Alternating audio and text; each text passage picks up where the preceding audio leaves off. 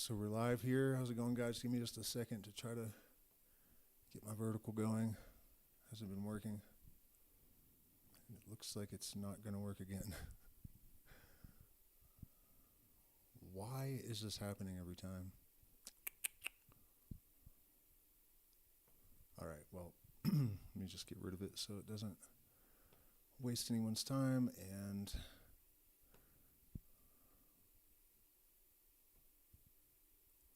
we're off.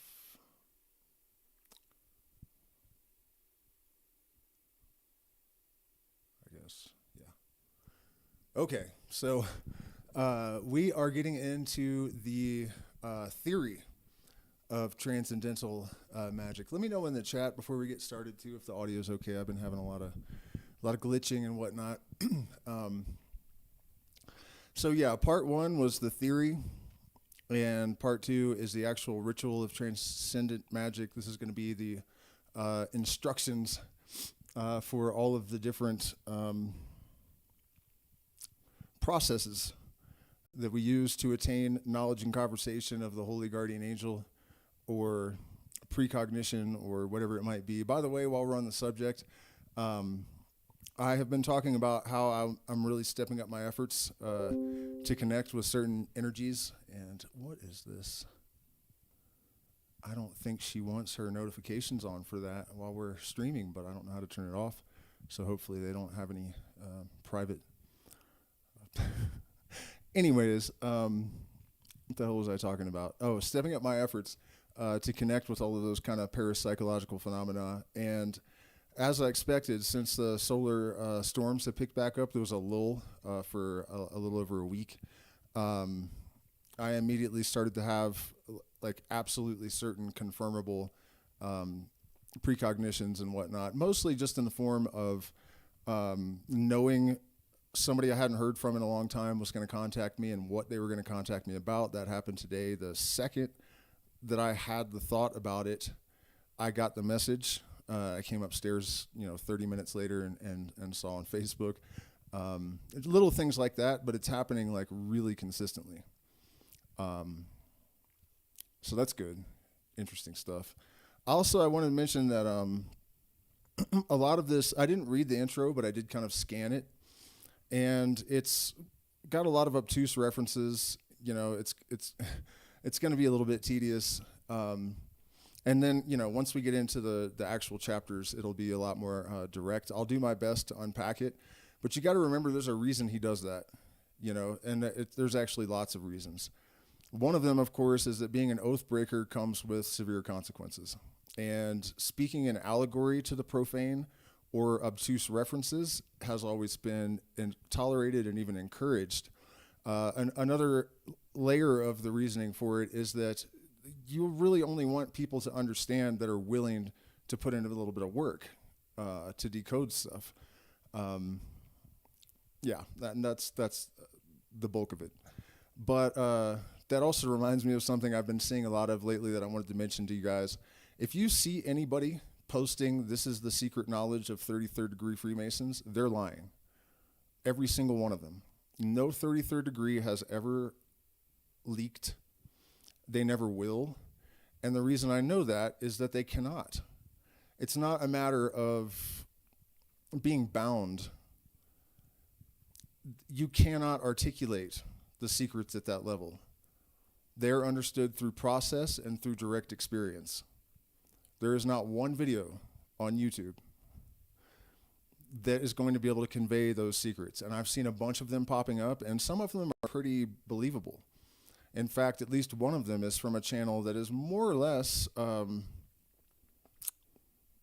integrity, generally. But I think, what happens with a lot of people is that when they start running out of ideas and legitimate stuff, and they want to keep their content going, they just kind of start making stuff up. Also, they can have ego inflation and be delusional and actually believe the stuff that they're saying.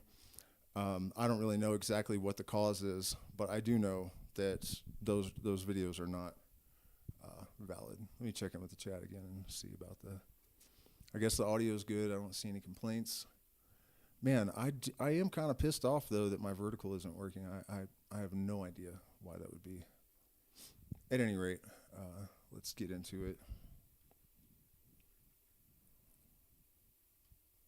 By the way, we still do have a little bit of room for July's event. I think the first 10 days are full. We might be able to fit one more person, but the last 3 weeks, we have space for at least 2, maybe 3 people. So, am I blurry? Does my lens need to be cleaned?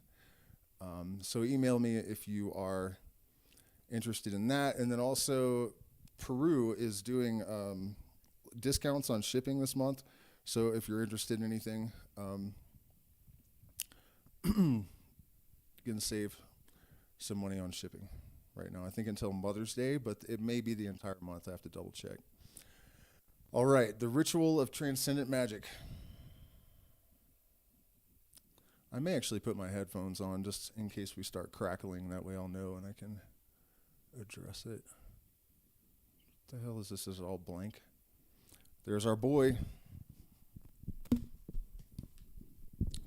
Baphomet. And by the way, a lot of people say Baphomet, but the T at the end of a word in French is silent. So.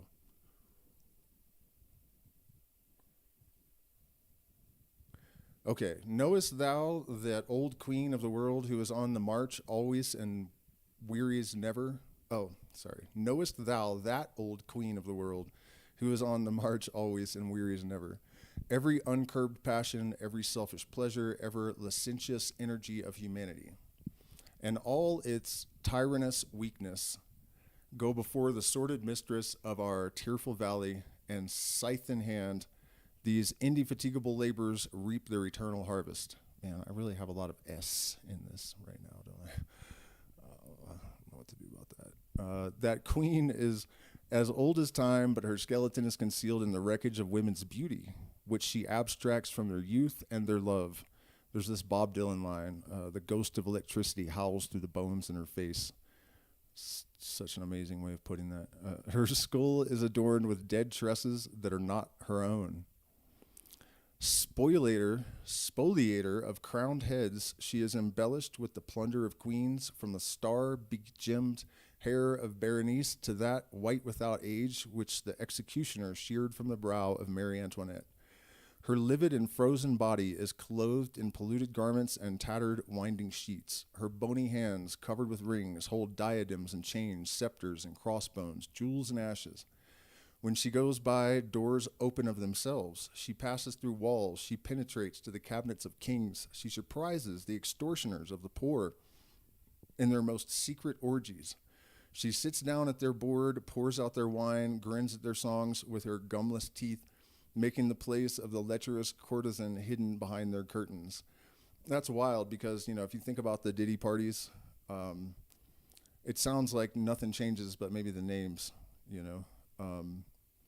what did she say? The extortioners of the poor in their most secret orgies, and grins at their songs as if they were rappers back in the day, maybe too, or whatever they had, the equivalent back then, lute players or whatever.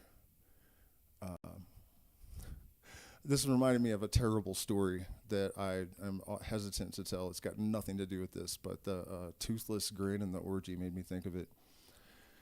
I used to play sometimes at a bar in Northern California. There were a lot of bikers, and there was a woman whose name was Bummer. And one day I was like, Bummer, why are you called Bummer? And she spit her teeth out, and she goes, 'cause it's a bummer if I ain't never gave you a gummer.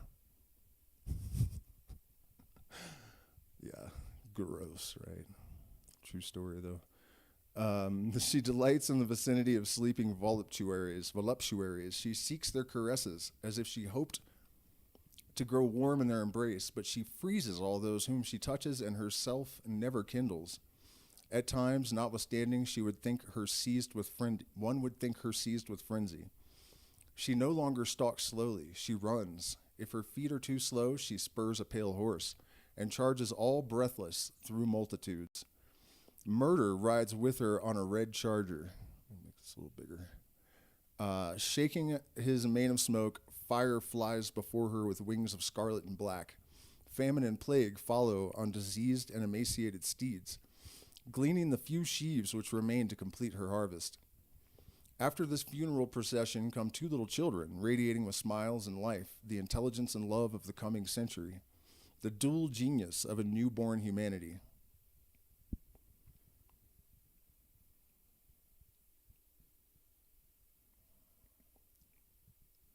Man. The shadows of death fold up before them, as does night before the morning star. With nimble feet they skim the earth, and sow with full hands the hope of another year. But death will come no more. Impetuous? Impetuous, I can imagine being impetuous without pity, and terrible, to mow like dry grass the ripe blades of the new age.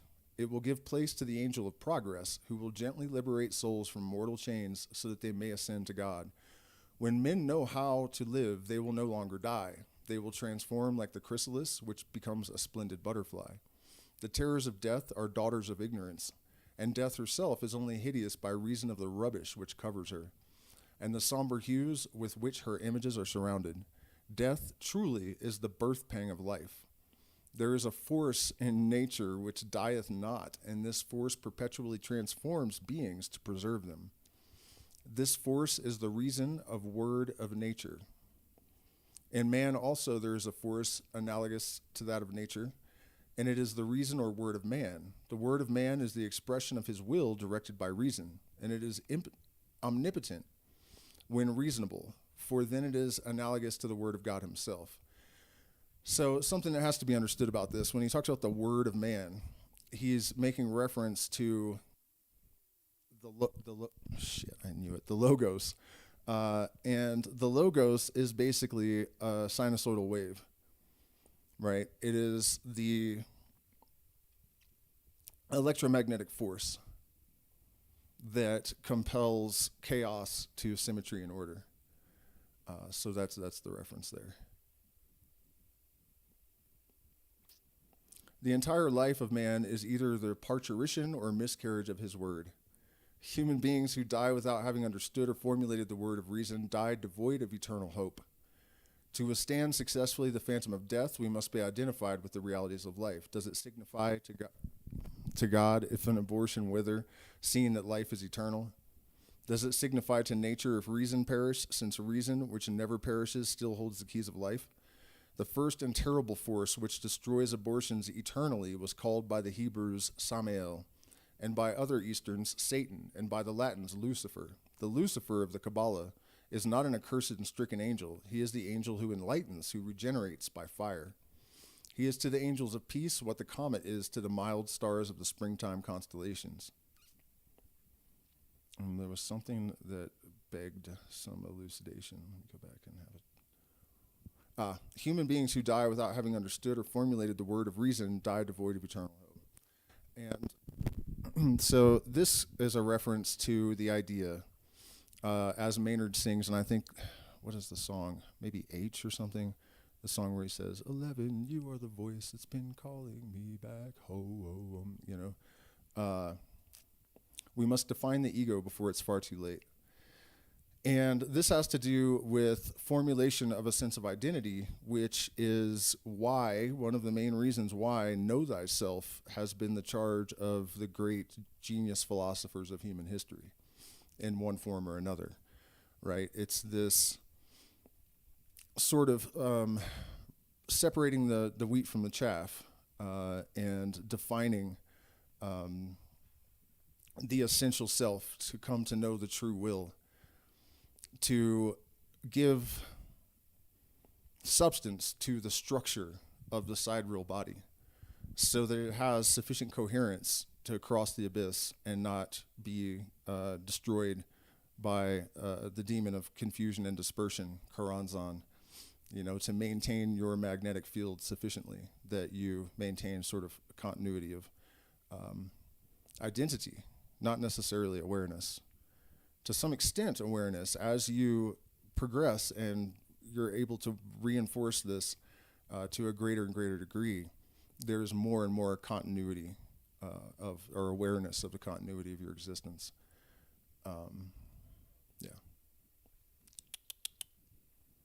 The fixed star is beautiful, radiant, and calm. She drinks the celestial perfumes and gazes with love upon her sisters. Clothed in her glittering robe, her forehead crowned with diamonds, she smiles as she chants her morning and evening canticle. She enjoys an eternal repose which nothing can disturb, and solemnly moves forward without departing from the rank assigned her among the sentinels of light. But the wandering comet, disheveled and of sanguinary aspect, comes hurriedly from the depths of heaven and flings herself athwart the path of the peaceful spheres like a chariot of war between the ranks of a procession of vestals. She dares to face the burning spears of the solar guardians, and, like a bereft spouse who seeks the husband of her dreams during widowed nights, she penetrates even unto the inmost sanctuary of the god of day. Again she escapes, exhaling the fires which consume her, and trailing a long conflagration behind her. The stars pale at her approach. Constellate flocks, pasturing on flowers of light in the vast meadows of the sky, seem to flee before her terrible breath. The grand council of spheres assembles, and there is universal consternation. At length, the loveliest of the fixed stars is commissioned to speak in the name of all the firmament and offer peace to the headlong vagabond. My sister, she thus commences, why dost thou disturb the harmony of the spheres? What evil have we wrought thee? And why, instead of wandering willfully, dost thou not fix thy place like us in the court of the sun?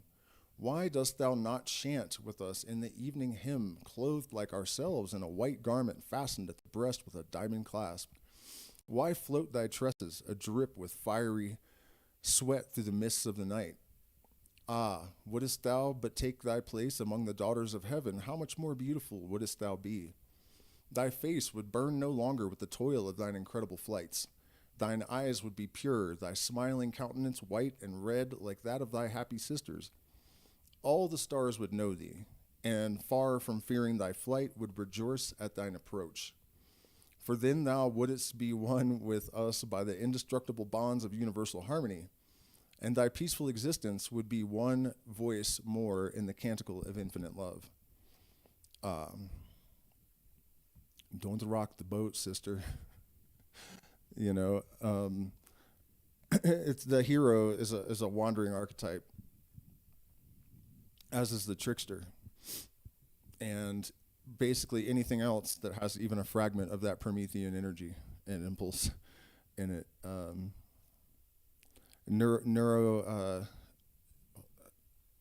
Divergent people also, tend to exhibit these characteristics and often seem to be connected to a deeper level of reality. And the comet replies to the fixed star, believe not, O my sister, that I am permitted to wander at will, and vex the harmony of the spheres. God hath appointed my path, even as thine, and if it appear to thee uncertain and rambling, it is because thy beams cannot penetrate far enough to take in the circumference of the ellipse which has been given me for my course. My fiery hair is God's beacon. I am the messenger of the suns, and I immerse myself continually in their burning heart, that I may dispense it to young worlds on my journey which have not yet sufficient warmth, and to ancient stars which have grown cold in their solitude. If I weary in my long travelings, if my beauty be less mild than thine own, and if my garments are less spotted, yet I am a noble daughter of heaven, even as thou art. Leave me the secret of my terrible destiny. Leave me the dread which surrounds me. Curse me, even if thou canst not comprehend. I shall nonetheless accomplish my work and continue any career under the impulse of the breath of God. Happy are the stars which rest, which shine like youthful queens in the peaceful society of the universe. I am the proscribed, the eternal wanderer, who has infinity for a domain. They accuse me of setting fire to the planets, the heat of which I renew.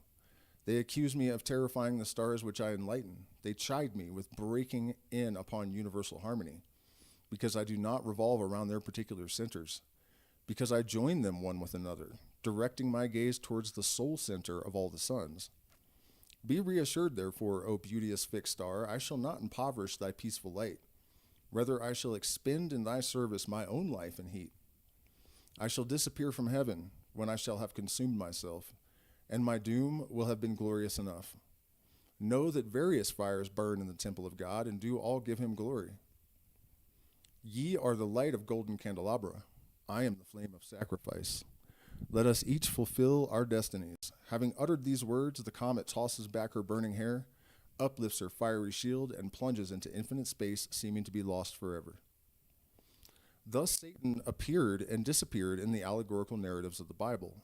Now there was a day, says the book of Job, when the sons of God came to present themselves before the Lord, and Satan came also among them. And the Lord said unto Satan, Whence comest thou? And Satan answered the Lord and said, From going to and fro upon the earth, and from walking up and down in it.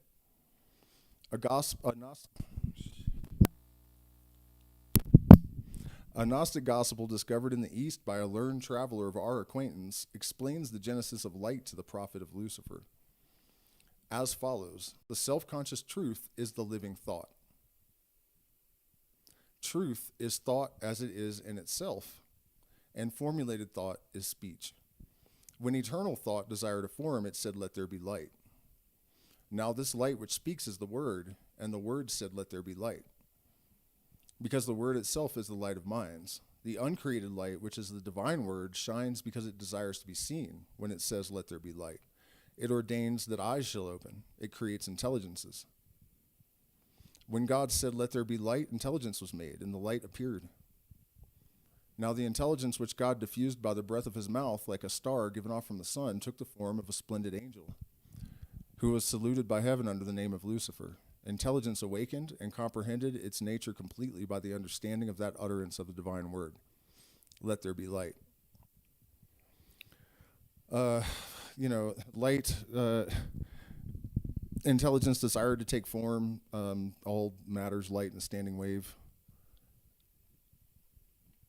Lucifer as an angel that descended into matter is about Lucifer's the wave, and as the process of replication by means of reflection, went forward, the density of the materials increased as they became things like stars and earth. It's always struck me as a parent that the actual processes that created the universe were described in these old allegorical stories. And one of the great admonitions of Hermes all the way back in the 3rd century was, people taking this stuff literally is like the end of their spiritual development. It's one of the greatest travesties of the development of humans. Let me check in with God damn it, sorry about that, guys. Let me check in with the chat real quick. See how y'all doing. Is there a chat? Okay, there we go. What's going on, guys? Okay. Make it big again. I really got to go get a new microphone or cord. Man, this is great stuff.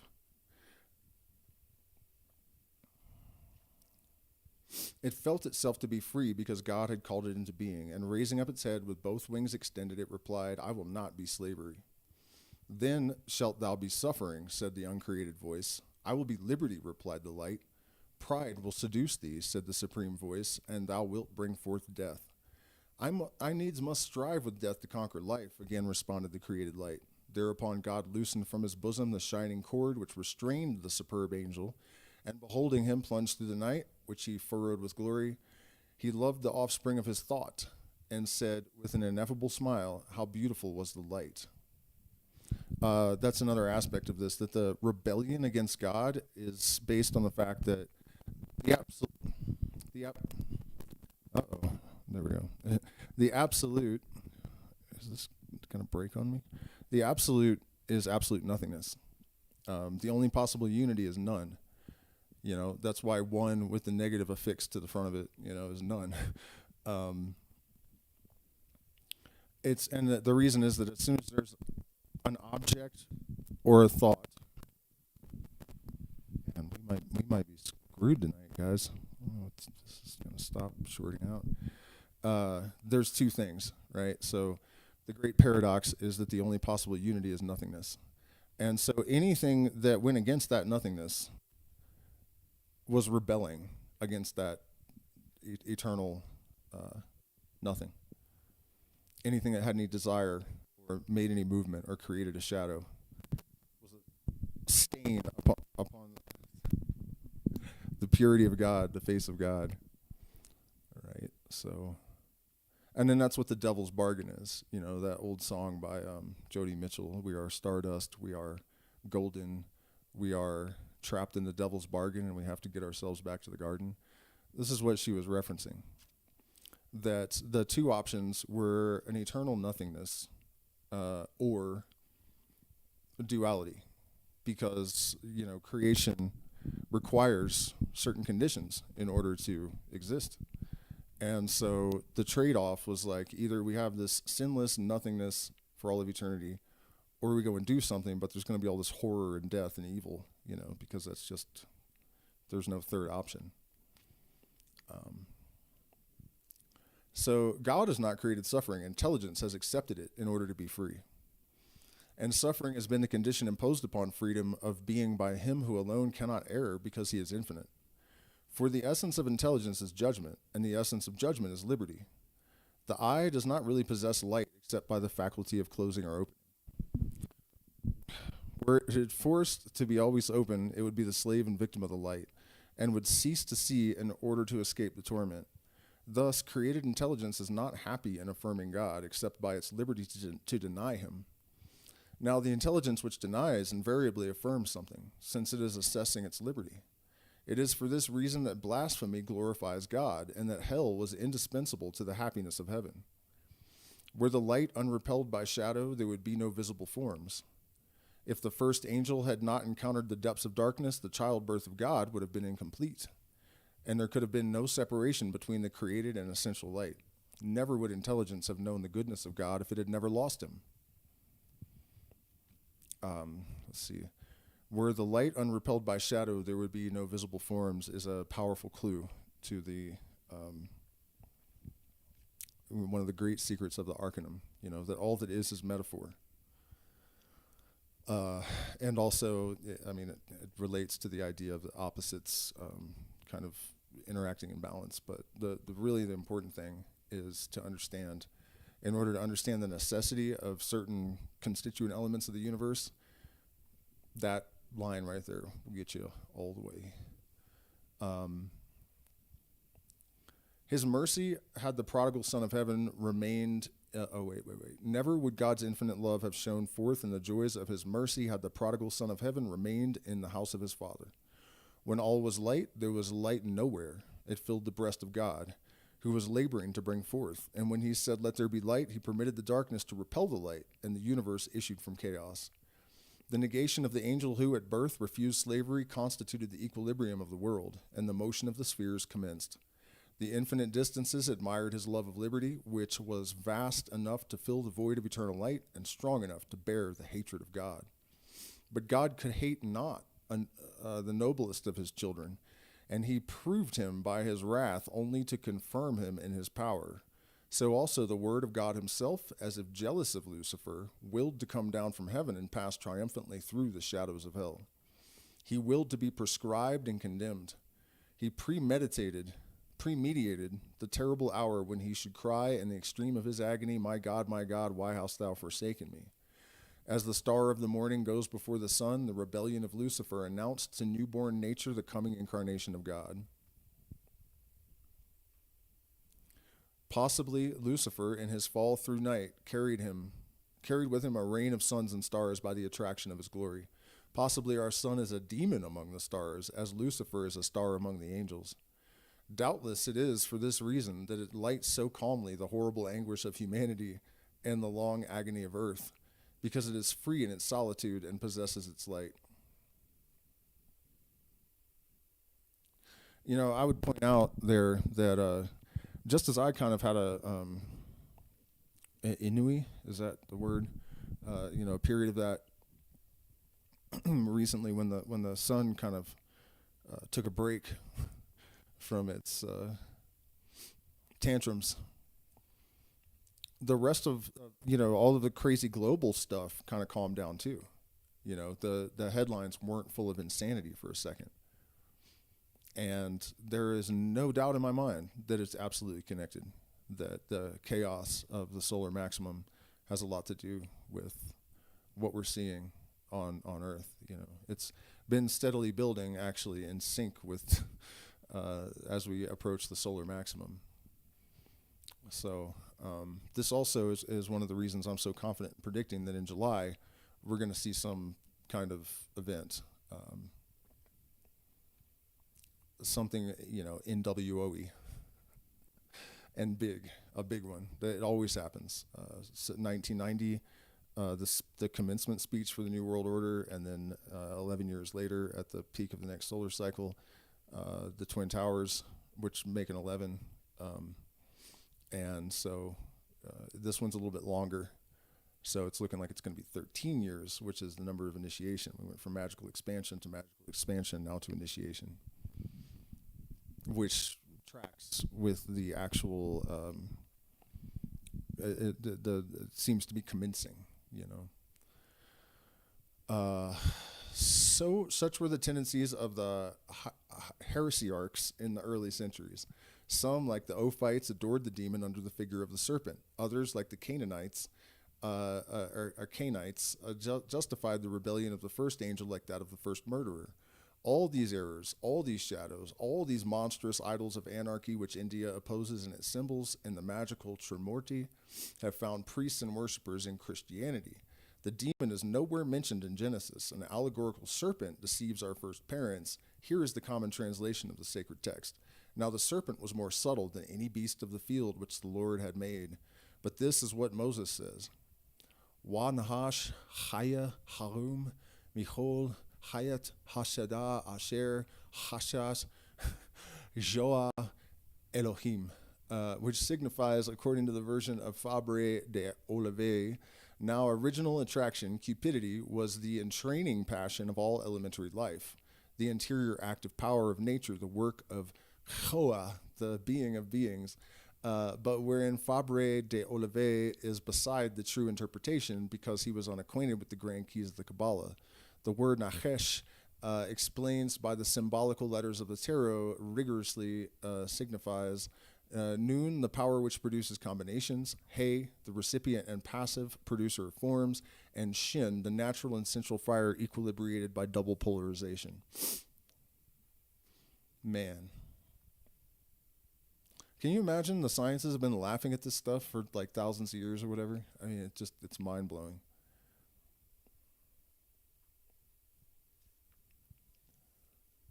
I mean, we're talking about entrainment and, you know, the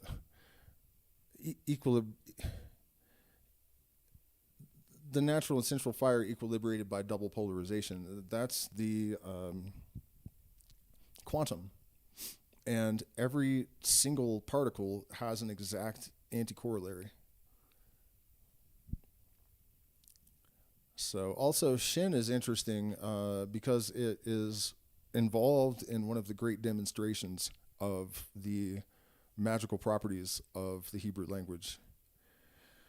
The Tetragrammaton, one of the things the four letters represent is the four elements, right? And so if you drop the letter Shin into the center of the Tetragrammaton, making it the Pentagrammaton, now you get the word Yoshua, which is Savior. So matter is redeemed by spirit because Shin represents not fire in the material sense, but fire in the subatomic or spiritual sense. Thus, the word employed by Moses, read Kabbalistically, gives the description and definition of that magical universal agent represented in all theogony by the serpent. To this agent, the Hebrews applied the name of Od when it manifested its active force, of Ob when it exhibited its passive force, and of Aur when it wholly revealed itself in its equilibrated power, producer of light in heaven and gold among metals. You guys, you know about my theory I've been working on, looking for some property that actually connects gold and light. This is a huge clue.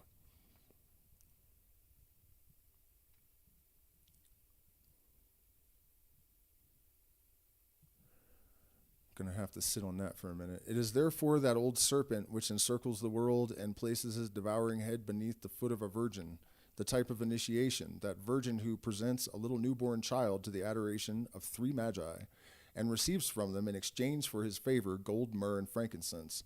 So does doctrine serve in all hieratic religions to veil the secret of those forces of nature which the initiate has at his disposal. Religious formula are the summaries of those words full of mystery and power which makes the gods descend from heaven and yield themselves to the will of men. Judea borrowed its secrets from Egypt. There Greece sent her hierophants, and later her theosophists, to the school of the great prophets. The Rome of the Caesars, mined by the initiation of the catacombs, collapsed one day into the church, and a symbolism was reconstructed with the remnants of all the worships that had been absorbed by the queen of the world. The queen of the world? According to the gospel narrative, the inscription which set forth the spiritual royalty of Christ was written in Hebrew, in Greek, and in Latin. It was the expression of universal synthesis. Hellenism, in fact, that grand and beauteous religion of form, announced the coming of the Savior no less than the prophets of Judaism. The fable of Psyche was an ultra-Christian abstraction, and the cultists of the pantheons, by rehabilitating Socrates, prepared the altars for that unity of God of which Israel has been the mysterious preserver. I think I know why, too. But the synagogue denied its Messiah, and the Hebrew letters were effaced, at least in the blinded eyes of the Jews. The Roman persecutors dishonored Hellenism, and it could not be restored by the false moderation of the philosopher Julian, surnamed, perhaps unjustly, the apostate, since his Christianity was never sincere. The ignorance of the Middle Ages followed, opposing saints and virgins to gods, goddesses, and nymphs. The deep sense of the Hellenic mysteries became less understood than ever. Greece herself did not only lose the traditions of her ancient cultists, but separated from the Latin Church, and thus, for Latin eyes, the Greek letters were blotted out. As the Latin letters disappeared for Greek eyes, so the inscription of the cross of the Savior vanished entirely, and nothing except mysterious initials remained. But when science and philosophy, reconciliated with faith, shall unite all the various symbols, then shall all the magnificences of the antique worships again blossom in the memory of men, proclaiming the progress of the human mind in the intuition of the light of God. And that's what's up.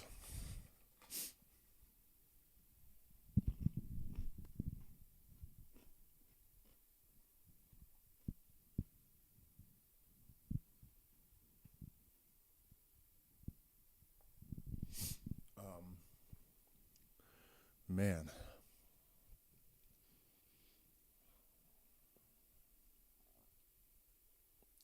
That what he's describing has been in my head since I was a kid. It's really mind-blowing to be sitting here staring it dead in the face from 150 years ago or whatever, longer.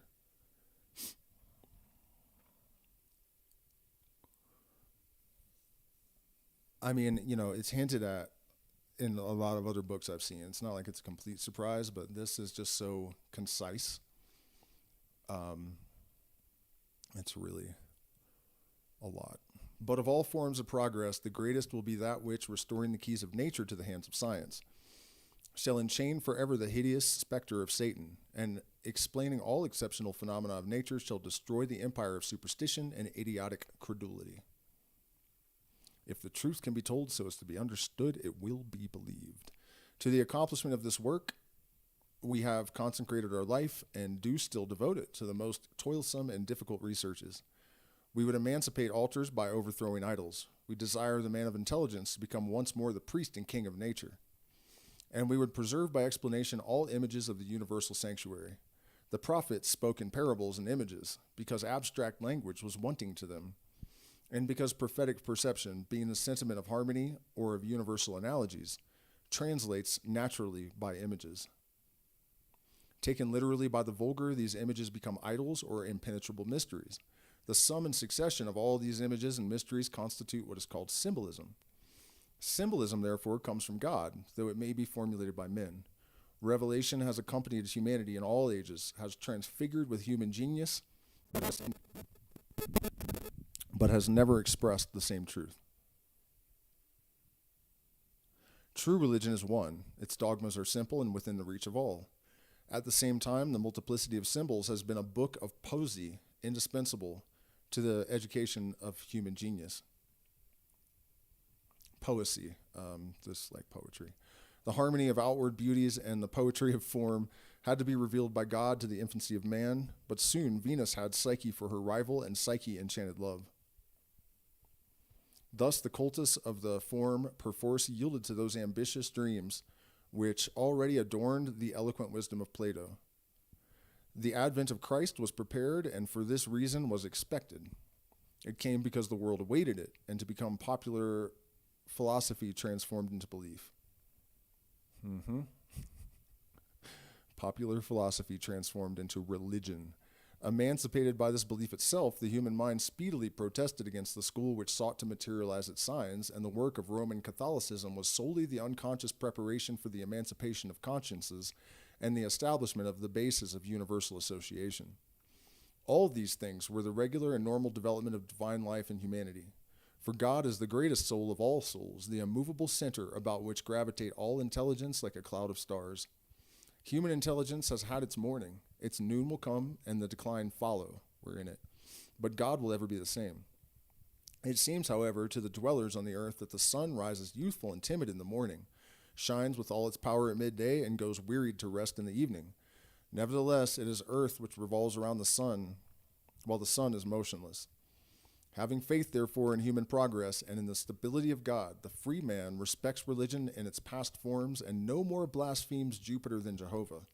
He still salutes lovingly the radiant image of the Pythian Apollo and discovers its fraternal resemblance to the glorified countenance of the risen Redeemer. He believes in the great mission of the Catholic hierarchy and finds satisfaction in observing the popes of the Middle Ages who opposed religion as a check upon the absolute power of kings. But he protests with the revolutionary centuries against the servitude of conscience, which would enchain the pontifical keys. In other words, the church became corrupt. He is more Protestant than Luther, since he does not even believe in the infallibility of the Augsburg Confession, and more Catholic than the Pope, for he has no fear that religious unity will be broken by the ill will of the courts. Catholic also means universal, and there's some plays on words that could be lost in anybody that doesn't consider that aspect. He trusts in God rather than the Roman policy for the salvation of the unity idea. He respects the old age of the church, but he has no fear that she will die. He knows that her apparent death will be a transfiguration and a glorious assumption.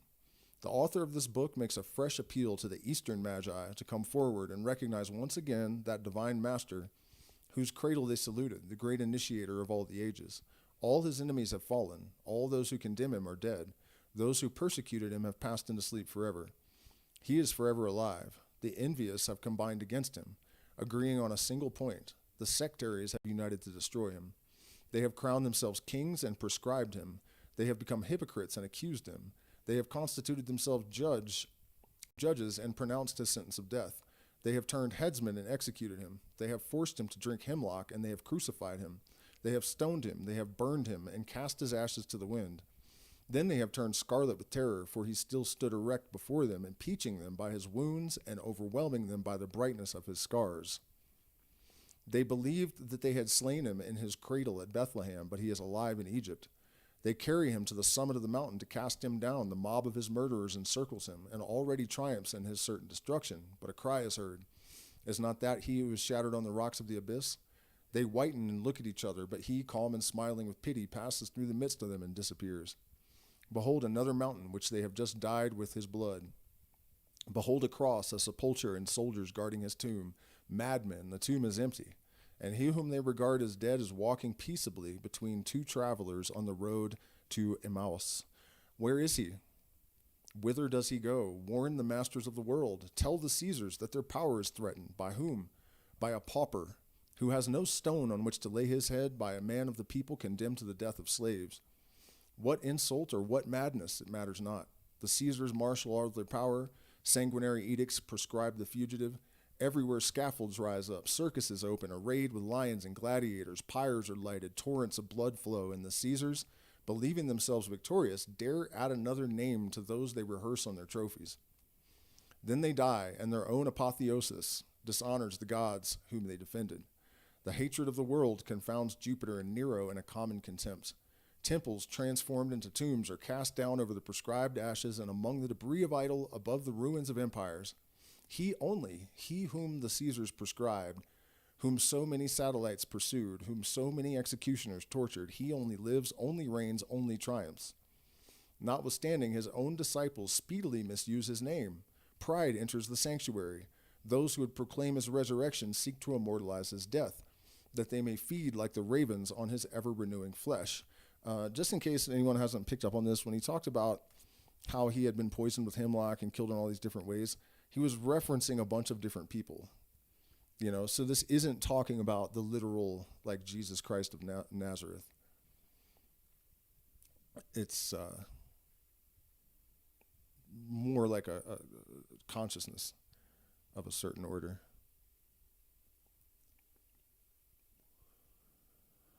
His resurrection seeks to immortalize his death, that they may feed like the ravens on his ever-renewing flesh. In place of imitating him by his sacrifice and shedding their blood for their children, in the faith they claim him in the Vatican as upon another Caucasus, and become the vultures of this divine Prometheus. But what signifies their evil dream? They can only imprison his image. He himself is free and erect, proceeding from exile to exile and from conquest to conquest. It is impossible to bind a man, but not to it is possible to bind a man, but not to make captive the word of God. Speech is free, and nothing can repress it. This living speech is the condemnation of the wicked, and hence they seek to destroy it. But it is they only who die, and the word of truth remains to judge their memory. Orpheus may have been rent by Bacchantes. Socrates may have quaffed the poisoned cup.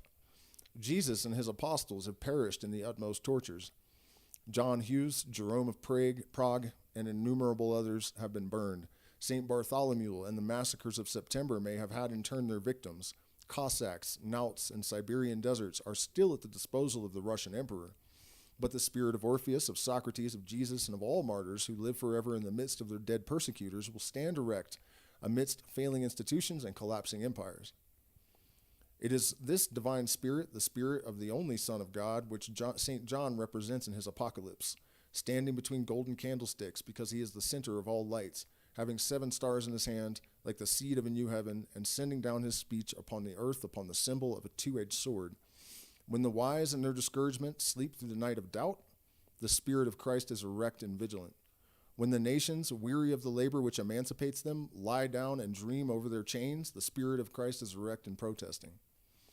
When the blind partisans of sterilized religions cast themselves in the dust of old temples, the Spirit of Christ is erect and praying. When the strong become weak, when virtues are corrupted, when all things bend and sink down in search of a shameful pasture, the Spirit of Christ is erect, gazing up to heaven and waiting for the hour of his Father. Christ signifies priest and king by excellence. The Christ initiator of modern times comes to form new priests and new kings by science, and above all by charity. The ancient Magi were priests and kings, and the Savior's advent was proclaimed to them by a star. This star was the magical pentagram, having a sacred letter at each point. It is the symbol of the intelligence which rules by unity of force over the 4 elementary potencies. It is the pentagram of the Magi, the blazing star of the children of Hiram, the prototype of equilibrated light. To each of its points, a ray of light ascends, and from each a ray goes forth. It represents the grand and supreme Athanor of nature, which is the body of man. The magnetic influence issues in 2 beams from the head, from either hand, and from either foot. The positive ray is balanced by the negative. The head corresponds with the 2 feet, each hand with a hand and foot. Each of the 2 feet with the head in one hand. This ruling sign of equilibrated light represents the spirit of order and harmony. It is a sign of the omnipotence of the Magus, and hence, when broken or correctly drawn, it represents astral intoxication, abnormal and ill-regulated projections of the astral light, and therefore bewitchments, perversity, madness, and it is what the Magi term the signature of Lucifer. There is another signature, which also symbolizes the mysteries of light, namely the sign of Solomon, whose talismans bear on one side the impression of his seal, which we have given in our doctrine, and on the other following signature, which is the hieroglyphic theory of the composition of magnets, and represents the circulatory law of the lightning.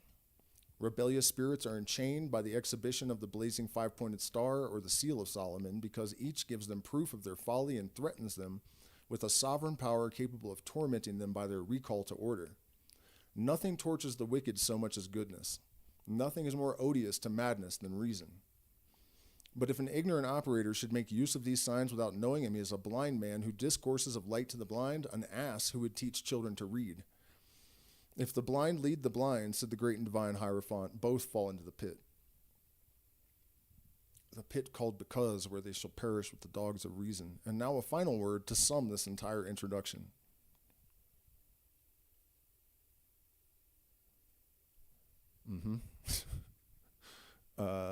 If you be like Samson, when you cast down the pillars of the temple, its ruins will crush you.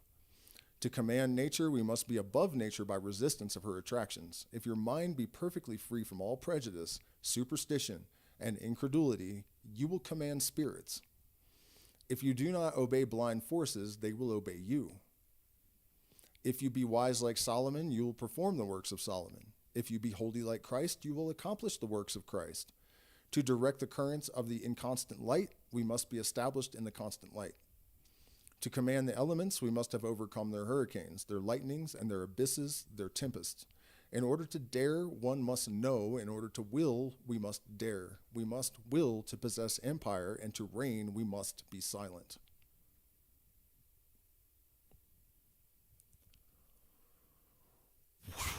Man, that was intense, you guys.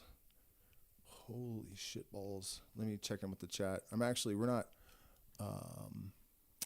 I don't think we're going much further with the book tonight, but I will hang out and talk. I do need to get some water, though, because what is astral intoxication? How do you make sense of all this stuff? I don't find any difficulty with that. Do I take gold daily? No, you only need to load your brain with it. Hold on, let me fix my screen before I jump into the chat. And I'm going to go grab my water, too, because my throat's a little bit annoyed.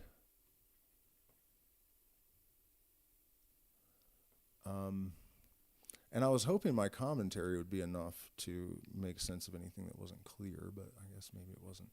All right, water, I'll be back.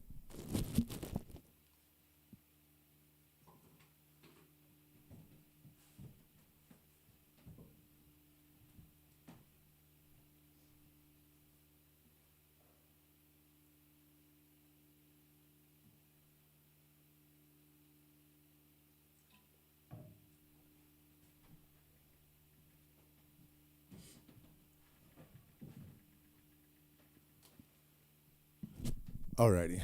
Let me see what's going on here. All right. Off to the chat we go. It takes practice. Yeah. Basically, you have to study the natural sciences. You have to study psychology. You have to learn about different systems of mysticism, and for me, I was just kind of born with this sort of predisposition, like an intellectual disposition, I guess, to kind of think along those lines, that the kind of lines that just unravel all this kind of stuff. But there are ways to cultivate that predilection, One of the first and most fundamental thing is that you have to eradicate all of your early imprints. And I just did an interview with Dr. Rachel Turetsky and Dr. Douglas Wingate, who wrote the book Eighth Circuit Ascension, which is based on Timothy Leary and Robert Anton Wilson and John Lilly, all these different people, but mostly the Eighth Circuit model, which Leary more or less conceived of. They integrated some of Stanislav Grof's work on like perinatal and birth trauma, which was important, I think. But at any rate, it has a lot of useful descriptions of the various stages, and also metaprogramming, which is where you're re-engineering your own consciousness by finding imprints and rewriting them and writing new programs and whatnot. And that's really the most essential thing, is to make sure that you don't have any political, religious, or cultural indoctrination left in you when you begin this process, because it will do all sorts of things to you. You know, it creates an interference pattern, it creates dissonance. It'll also, if you have like a lot of Judeo-Christian hang-ups when you get into certain places, it can be hellish paranoia. A lot of people don't make it past that, you know, stage,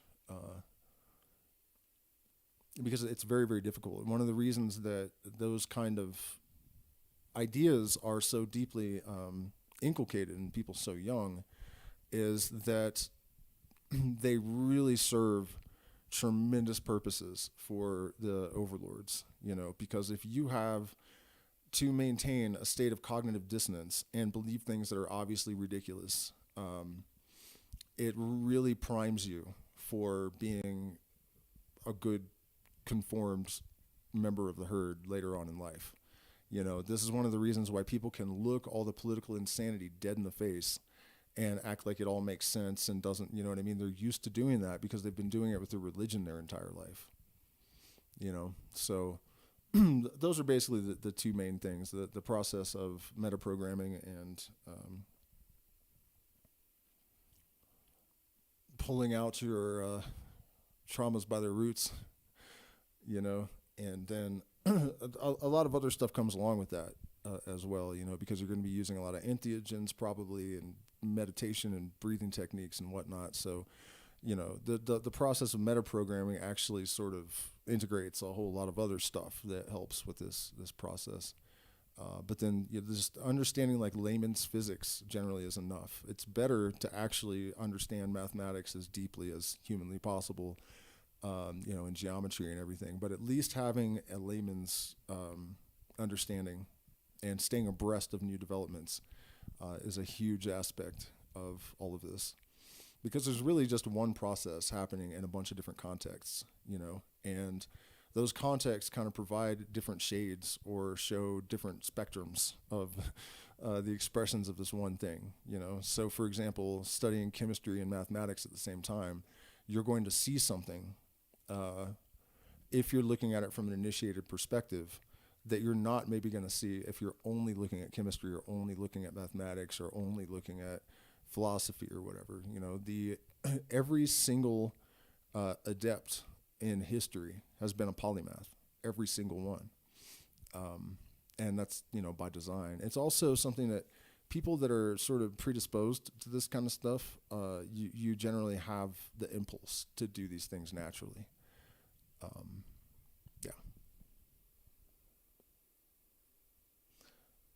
Astral intoxication can mean a lot of things, but we're actually going to talk quite a bit about that on. Did I schedule it for Friday after the premiere of the interview with Turetsky and Wingate? I'm going to do a stream on Chapel Perilous. Chapel Perilous, I've called the Phoenix Process period. Jerry Garcia apparently also called it that. The Dark Night of the Soul. What is it, like the border of samsara or the border of satori or something, like, you know what I mean? Like almost all mystical systems have some version of this experience. And the astral intoxication has a lot to do with confusing or confounding genuine experiences of inner guides and precognition and spirits and all of this kind of thing with just your imagination and wish demons. And there can be also an addiction to the novelty, which I don't particularly find to be that bad of a thing, unless you allow that to compel you to act foolishly. But yeah, that's basically in a nutshell what it is. It's kind of, there's a fine line between the sort of spiritual initiation that stage in our development represents and a psychotic break, a very fine line. And it's all too easy to step over that line. And some people actually don't ever come back. I don't take gold daily, no, because it actually stores in the brain. So if you take like a ounce of 500 part per million every morning before breakfast, for 4 to 6 weeks, and then maybe redose every 6 months or a year. It should be plenty because it stores in there. And by the way, since you brought that up, I was actually looking for research papers for a client earlier today, and I discovered that there has been a ton more stuff published since last time I looked, only like a month and a half ago. So it is far more than just an aid to cognition and mood and all of those things. It does all sorts of remarkable things with the red blood platelets, and there's a ton of stuff. So if you're not in the know, you should get in the know. Drink gold and you will glow. All right, do you guys have any more questions or subjects that you would like me to riff on a bit? I'll give you a minute to pop them in there. And if not, honestly, the only reason I'm not starting another one tonight is that I want to keep them in individual blocks because they're all kind of long. But the next one is going to be preparations. So how to prepare yourself for developing into a magi. Please do hit the like button, share, subscribe, consider becoming a patron. We're demonetized, so there are options to support in the chat. You can email me for products because I can't really get into it, and consultations and guitar lessons, and patrons get all kinds of perks, including access to 6 years of premium material. So, for example, the interview that is publishing on Friday, I do commentary throughout the interview, and then also we work through an entire chapter of the book, and I think we're going to do like a study group on the entire book with patrons only, and I may ask everyone to have proof of purchase because I don't want to be giving their material away for free, but it's only $10 and they deserve it, so I don't really feel like I'm being,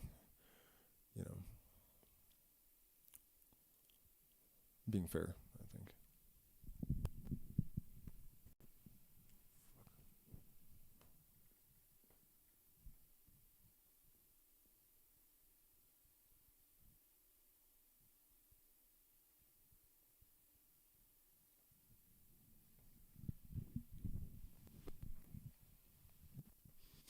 Sorry, I just gotta swallow this sausage. He has his magic call out to potential adepts. I think absolutely.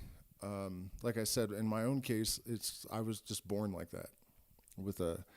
I knew when I heard the word Gnostic that it was important. I knew the first time I saw the word Freemasons that LSD, I sat up in bed for my parents fighting. You know what I mean? Like every little bit Jung, like any name or it's like I already had kind of a blueprint. So I guess that's one version of it calling out to people, but really it's the fundamental thing, it's really just will, change. How did Crowley put it?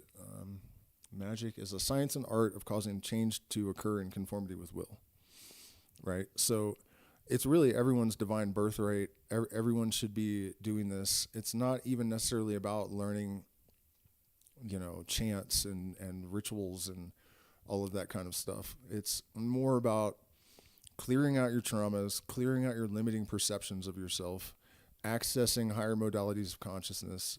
At one point in my life, I got to where I could pretty much think anything and it would happen within a matter of days or weeks. If it was a really big thing, maybe months. But I had not sufficiently eradicated all of my shadow stuff or integrated it or whatever. And so I ended up having all this doubt that kind of stopped the process, right? And you don't want that to happen. So it's really important. That's why there was a hierarchical system in the mystery schools. That's why there's an initiatory process in shamanism, because you don't even want to be wielding all this kind of magnetic resonant power if you're not able to really properly manage it, So I would say it's calling to everyone. And depending on where you're at in the process, what circuit you're operating from, you're going to see the signs and hear the call and feel the draw more, depending on your station. It's really an unfortunate circumstance that everything is a double-edged sword, right? Like the popularity of ayahuasca and spirituality and interest in this kind of stuff increasing is obviously necessary in order to wake up the flock and maybe save humanity. At the same time, it is completely destroying those things because there's profit motive. There are a lot of unbalanced people with ego-driven motives. There are a lot of people that don't understand that becoming spiritual doesn't mean that you should just suddenly believe in all the stupid superstitions that you can find on the entire planet. That because the abject materialist position wasn't correct, then all of this bullshit must be true. You know what I mean? That's not the point at all. And believe it or not, most of our society has been engineered around discouraging people from discovering this stuff. And so flooding them with, bullshit and anti-intellectual kind of attitude. And there's also propaganda-based, like popular beliefs, like you must abandon reason and logic in order to understand the spirit. It's completely stupid. The same people will tell you that the material is an expression of the spiritual. And it's like, okay, so which is it? There's no reason or logic, or there is, because you can't have it both ways. You know what I mean? People are not being taught critical thinking deliberately. This is, and they're also being made to be materialistic and vapid intentionally. And also to be purposeless, to have a complete crisis of purpose. All of this stuff is by design. And part of the reason and one of the proofs I can offer is that if this wasn't true and it wasn't relatively easy to see, at least to really start the process in a way that can't be undone, equivalent of taking the red pill or whatever it was in the Matrix, they wouldn't be putting so much energy into propaganda and distraction and all of this stuff. Like they put all of their energy into that, or so much of it, because it would take so little for the entirety of humanity to pierce the veil, come to their senses, and suddenly they're sovereign and unrulable. And without necessity of it. And the thing is, this is one of the real great secrets of magic. If the people didn't have necessity to be ruled, the rulers would not even be able to do it. Do you understand what I'm saying? The law of necessity, all things are subject to the rule of the law of necessity. So it would literally break the spell if people just were to wake up and realize their sovereignty. The influence, or even, I don't know what exactly would happen, but nature would find a way to tell the story. The universe would make it play out somehow. But if you resolve the necessity, then the thing will be gone.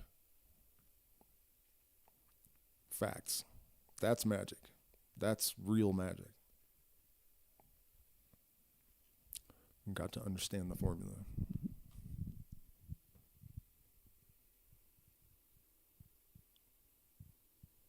On Bobby's Hemet? I don't know what that is.